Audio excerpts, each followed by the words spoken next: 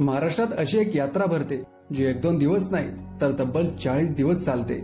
अजून एक अशी पदयात्रा होते जिचा इतिहास तब्बल 700 ते 800 वर्ष जुना आहे आणि एका यात्रेत तर आशियातील सर्वात मोठा घोडे बाजार भरतो। अशा अनेक वेगवेगळ्या यात्रा आपल्या महाराष्ट्रात पाहायला मिळतात। आजच्या या व्हिडिओमध्ये आपण महाराष्ट्रातील अशाच 10 सर्वात मोठ्या आणि जास्त काळ चालणाऱ्या यात्रा पाहणार आहोत।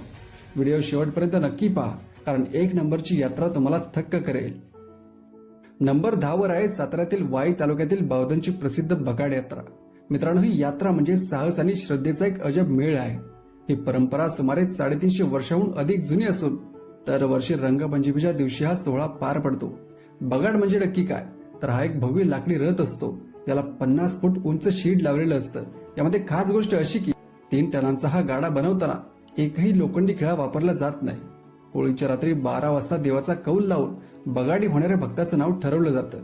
या भक्ताला त्या उंच शिडाला टांगून नदीपासून गावापर्यंत 5 किलोमीटरच्या परिसरातून खिल्लार बैलाच्या सहाय्याने ओढलं जातं। काशीनाथाचं चांगभलच्या जयघोषात आणि गुलालाच्या उधळणीत होणारी ही यात्रा पाहायला 5 लाखांहून अधिक भाविक जमा होतात। ही यात्रा पश्चिम महाराष्ट्रातील सर्वात रोमांचक यात्रांपैकी एक मानली जाते।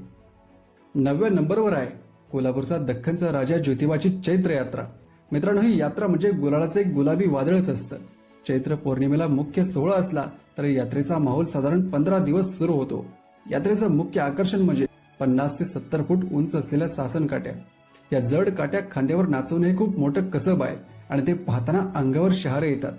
साधारण 5 लाखांहून अधिक भाविक या सोहळ्यासाठी ज्योतिबा डोंगरावर दाखल होतात।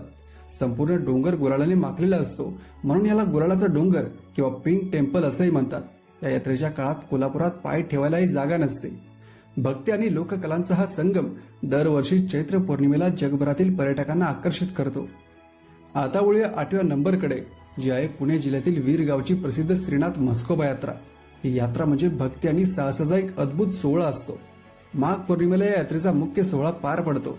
या यात्रेचं सर्वात मोठं आकर्षण म्हणजे काठीची नाचवण आणि भाकणूक। या यात्रेमध्ये सासन काठ्या आणि पालखी सोहळा पाहण्यासाठी लाखो भाविक गर्दी करतात। या यात्रेचं वैशिष्ट्य म्हणजे इथे देवाचं लग्न लावलं जातं आणि त्यानंतर होणारी गुलाल खोबऱ्याची उधळण संपूर्ण परिसर लाल करून टाकते। नाथ साहेबांच्या नावानं चांगभलच्या जयघोषाने वीरगाव दुमदुमून जातं। ही यात्रा सुमारे 10 ते 12 दिवस चालते आणि पश्चिम महाराष्ट्रातील ही एक अत्यंत महत्वाची आणि तितकीच रोमांचक यात्रा मानली जाते। नंबर 7 वर आहे 3.5 शक्तिपीठांपैकी एक असलेल्या तुळजापूरची भवानी देवी यात्रा। मित्रांनो, ही यात्रा आश्विन महिन्यातील नवरात्रीपासून सुरू होते आणि कोजागिरी पौर्णिमेपर्यंत चालते, म्हणजे साधारण 21 दिवस। तुळजाभवानी आई ही छत्रपती शिवाजी महाराजांचे श्रद्धास्थान, त्यामुळे या यात्रेला ऐतिहासिक महत्व खूप जास्त। या यात्रेचे एक अनोखं वैशिष्ट्य म्हणजे देवीची निद्रा काळ। वर्षातून ठराविक दिवस देवी गाभाऱ्यातून बाहेर येते आणि चांदीच्या पलंगावर विश्रांती घेते असं मानलं जातं। कोजागिरी पौर्णिमेला जेव्हा देवीचा मुख्य छत्री सोहळा होतो तेव्हा महाराष्ट्राच्या कानाकोपऱ्यातून लाखो भाविक येतात। या 21 दिवसात तुळजापूर शहरात मोठी आर्थिक उलाढाल होते आणि भक्तांच्या गर्दीने मंदिर परिसर रात्रंदिवस गजबजलेला असतो। 6व्या नंबरवर आहे सातारा जिल्ह्यातील मान तालुक्यातील म्हसवडची सिद्धनाथ यात्रा। ही यात्रा साधारण 12 दिवस चालते आणि इथली परंपरा एकदम वेगळी आहे। इथे उभे नवरात्र पाळले जाते, ज्यामध्ये भक्त आणि पुजारी 12 दिवस उपवास करून देवाची उपासना करतात। या यात्रेचा सर्वात मोठा आकर्षण म्हणजे रथाचा सोहळा। हा रथ ओढण्यासाठी लाखो भाविक म्हसवडमध्ये जमा होतात। म्हसवड हा भाग असा दुष्काळी, पण यात्रेच्या काळात मात्र इथे भक्तीचा माळ फुललेला असतो। इथे गुरांचा मोठा बाजारही भरतो, जो शेतकऱ्यांसाठी खूप महत्वाचा असतो। या 12 दिवसात सिद्धनाथ आणि माता जोगेश्वरीच्या दर्शनासाठी तेलंगणा आणि कर्नाटकातूनही मोठ्या प्रमाणात भाविक येतात। साताऱ्यातील ग्रामीण संस्कृतीचं खरं दर्शन घ्यायचं असेल तर म्हसवडची यात्रा एकदा तरी अनुभवायलाच हवी। नंबर 5 वर आहे सोलापूरची प्रसिद्ध गड्डा यात्रा। ही यात्रा मकर संक्रांतीच्या काळात म्हणजेच जानेवारीत भरते आणि सुमारे 15 दिवस चालते। सिद्धेश्वर महाराज हे सोलापूरचे ग्राम दैवत आहेत। या यात्रेचं वैशिष्ट्य म्हणजे 68 शिवलिंगाची पूजा आणि नंदीध्वज म्हणजेच उंच सजवलेल्या काट्यांची मिरवणूक। 13 जानेवारीला होणारा अक्षता सोहळा म्हणजे सिद्धेश्वर महाराजांच्या योगदंडाचा प्रतिकात्मक विवाह सोहळा असतो, जो पाहण्यासाठी 3 लाखांहून अधिक लोक एकत्र येतात।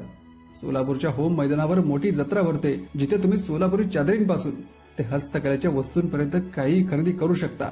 4थ्या नंबरवर आहे नांदेड जिल्ह्यातील माळेगावची खंडोबा यात्रा। ही यात्रा मार्गशीर्ष महिन्यात भरते आणि साधारण 15 दिवस चालते। पण ही यात्रा फक्त धार्मिक नाही, तर ती दक्षिण भारतातील सर्वात मोठ्या पशु बाजारांपैकी एक म्हणून प्रसिद्ध आहे। इथे राजस्थानच्या पुष्कर यात्रेनंतर भारतातील दुसऱ्या क्रमांकाचा घोडे बाजार भरतो. केवळ घोडेच नाही तर उंट आणि इतर जनावरांच्या विक्रीसाठी हे ठिकाण देशभर ओळखलं जातं.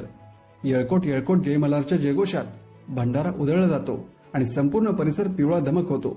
यात्रेच्या काळात तमाशा, लावणी आणि कुस्तीच्या दंगली आयोजित केल्या जातात, ज्या ग्रामीण मनोरंजनाचं मुख्य केंद्र असतात. या 15 दिवसात इथे कोट्यवधी रुपयांची उलाढाल होते, जी ग्रामीण अर्थव्यवस्थेला मोठी चालना देते. तिसरा नंबर आहे आपल्या महाराष्ट्राचा प्राण असलेल्या पंढरपूरच्या वारीचा.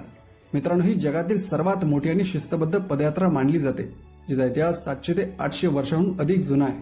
आषाढी एकादशीच्या निमित्ताने होणारी ही वारी सुमारे 21 दिवसांची असते. संत ज्ञानेश्वर आणि संत तुकाराम महाराजांच्या पालख्यांसोबत 30 लाखांहून अधिक वारकरी पायी चालत पंढरपूरला येतात. ही 21 दिवसांची वारी म्हणजे भक्ती, समता आणि शिस्तीचा एक अद्भुत नमुना आहे. विठू माऊलीच्या ओळीने वारकरी पाऊस पाण्याची पर्वा न करता चालत राहतात. चंद्रभागेचं स्नान आणि विठ्ठलाचं दर्शन यातच वारकऱ्यांचं सगळं सुख असतं. ही वारी म्हणजे फक्त धार्मिक सोहळा नसून ती महाराष्ट्राच्या मातीचा एक महान सांस्कृतिक वारसा आहे. दुसऱ्या नंबरवर आहे नंदुरबार जिल्ह्यातील सारंगखेडा येथील चेतक महोत्सव. मित्रांनो, ही यात्रा दत्त जयंतीला सुरू होते आणि साधारण 15 दिवस ते 1 महिना चालते. हा आशिया खंडातील सर्वात मोठ्या घोडे बाजारांपैकी एक मानला जातो, ज्याचा इतिहास 300 वर्षांहून अधिक जुना आहे. इथे काही घोड्यांची किंमत चक्क 1 कोटी रुपयांपर्यंत असते, जे ऐकूनच आपण थक्क झाला असाल. घोड्यांच्या सौंदर्य स्पर्धा, हॉर्स डान्स शो आणि विविध साहसी खेळांचे आयोजन इथे केले जाते. महाराष्ट्र पर्यटन मंडळाने या यात्रेला चेतक महोत्सव म्हणून जागतिक स्तरावर नेलं आहे. तुम्ही जर अश्वप्रेमी असाल तर डिसेंबरमध्ये सारंगखेडा हे तुमच्यासाठी स्वर्गापेक्षा कमी नाही. आणि आता फायनली नंबर 1, महाराष्ट्रातील सर्वात प्रदीर्घ काळ चालणारी यात्रा म्हणजे अमरावती जिल्ह्यातील बहिरम यात्रा. मित्रांनो, ही यात्रा फक्त 10-20 दिवस नाही तर चक्क 40 दिवस चालते. 20 डिसेंबरला सुरू झालेली ही धावपळ 30 जानेवारीपर्यंत सुरूच असते. सातपुडा पर्वताच्या पायथ्याशी भरणारी ही यात्रा म्हणजे विदर्भातील ग्रामीण भागाचं सुपर मार्केट आहे. या यात्रेचं सर्वात मोठं आकर्षण म्हणजे हंडी, मटण आणि मातीच्या भांड्यात शिजवलेलं रोडगं. हे पदार्थ चाखण्यासाठी महाराष्ट्र आणि मध्य प्रदेशातून लाखो खवय्ये इथे गर्दी करतात. या 40 दिवसात इथे शेती अवजारे, गृहोपयोगी वस्तू आणि मनोरंजनाची अशी काय रेलचेल असते की तुम्हाला दिवस कसा संपला हे कळणारच नाही. महाराष्ट्रातील सर्वात मोठी आणि दीर्घकालीन यात्रा म्हणून बहिरम यात्रा ओळखली जाते. तर मित्रांनो, या होत्या महाराष्ट्रातल्या 10 अशा यात्रा ज्या खूप दिवस चालतात आणि जिथे भक्तीचा एक वेगळाच उत्साह पाहायला मिळतो. खरं सांगायचं तर आपला महाराष्ट्र इतका अफाट आहे आणि इथली संस्कृती इतकी श्रीमंत आहे की फक्त एका व्हिडिओमध्ये या सर्वच्या सर्व यात्रा कव्हर करणं शक्य नाही. मला खात्री आहे की अजून अशा कित्येक ऐतिहासिक आणि मोठ्या यात्रा असतील ज्यांचा उल्लेख या व्हिडिओत राहून गेला असेल. तुमच्या भागात किंवा तुमच्या जिल्ह्यात अशी कोणती मोठी यात्रा भरते का? मला कमेंट करून त्या यात्रेचं नाव आणि तिथलं खास वैशिष्ट्य सांगा. मला तुमच्या कमेंट्स वाचायला खूप आवडेल. व्हिडिओ आवडला असेल तर लाईक करा, शेअर करा आणि सबस्क्राईब करायला विसरू नका.